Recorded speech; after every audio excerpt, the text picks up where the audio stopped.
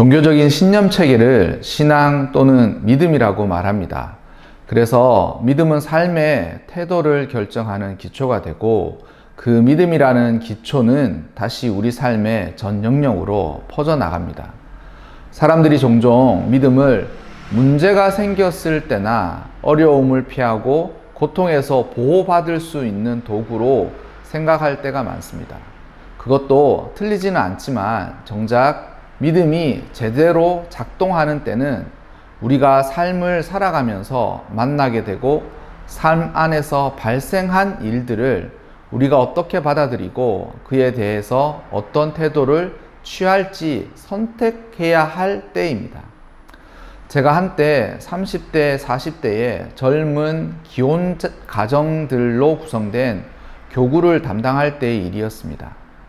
교구의 식구들은 자신들과 비슷한 시기에 있는 저의 가정을 편하게 받아주었고, 저 역시 젊은 그분들과 비슷한 시기에 자녀를 낳아 기르면서 동질감과 남다른 유대감을 가지고 있었습니다. 산통이 와서 아이를 출산할 때도 다 함께 기도하면서 마음을 졸이기도 했고, 출산한 신생아를 부모 다음 저와 교구장으로 섬겼던 권사님이 가장 먼저 찾아가는 일도 부지기수였습니다.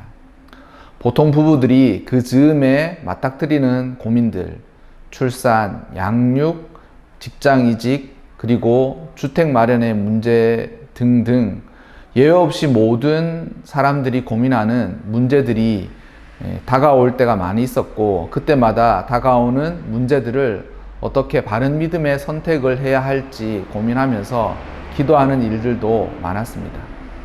그러던 때 한 부부가 둘째를 원해서 임신을 했는데, 임신 중반기에 태아 검사에서 문제가 생겼습니다. 병원을 다녀보면 느끼는 것이지만 궁금한 것이 있어서 여러 가지를 물어보면 시큰둥한 대답만 돌아오다가 정말 큰 문제가 발생했을 때 막상 상황을 깊이 파악해 보려면 명확하게 알 수가 없거나 결국 검사를 더 많이 해보고 진행 상황을 봅시다 라는 답답한 말만 들을 때가 많이 있지 않습니까?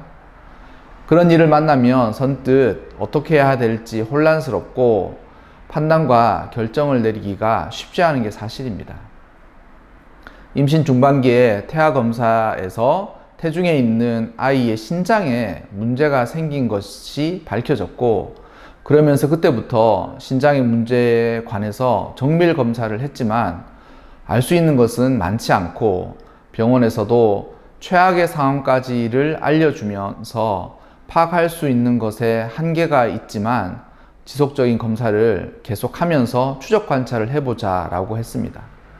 당연히 부부는 마음이 무너지는 것을 느끼고 그 어려운 시기에를 무너지는 마음을 붙들고 잘 지냈습니다. 그 같은 교회에 안수 집사님의 손녀가 그 비슷한 고질적인 신장 문제로 어려워하는 것을 우리가 이미 알고 있었기에 마음이 더욱더 두렵게 느껴졌던 것 같습니다. 저 역시 마치 우리 가정의 둘째가 아픈 것과 같은 마음이었고, 교구장 권사님 그리고 교구에서 함께 기도하는 식구들까지 문제를 알고 함께 기도할 수밖에 없는 그런 상황이었습니다. 그런데 그렇게 2달여 넘게 별 진전 없이 시간을 지내고 있었는데, 한날 주일에 부부가 드릴 말씀이 있다고 하면서 저를 찾아왔고 시간을 내서 함께 대화를 나누었습니다. 그 부부는 이제 더 이상 신장에 대한 정밀 검사는 진행하지 않기로 결정했다고 하면서 자신들이 그렇게 하기로 한 이유를 말해 주었습니다. 어느 날 남편이 그러한 상황 속에서 곰곰이 생각을 하는데, 아이를 하나님이 주셨는데 아이의 신장에 문제가 있다고 한들 출산하지 않을 수도 없는 일인데 문제를 안다고 해서 달라질 것이 없고, 아이가 건강하든 또한 그렇지 않든 출산을 하는 것에는 이견이 없다. 그리고 지금 더 이상 알 수 있는 것이 많지 않은 상황 속에 아이의 검사를 받으면서 이러한 문제를 붙들고 있느니 만약 아이를 출산하고 그리고 출산함과 더불어서 아이의 병적인 문제를 진단해도 늦지 않는다라는 생각을 하고 아이를 하나님이 주셨으니 우리 부부는 감사히 받고 아이를 출산할 때까지 기다리고 또한 아이의 상황 역시 모든 것을 받겠다라고 마음을 먹었다고 합니다. 그리고 그 사실을 아내에게도 이야기하면서 부부가 한 마음으로 결심을 내렸다고 합니다.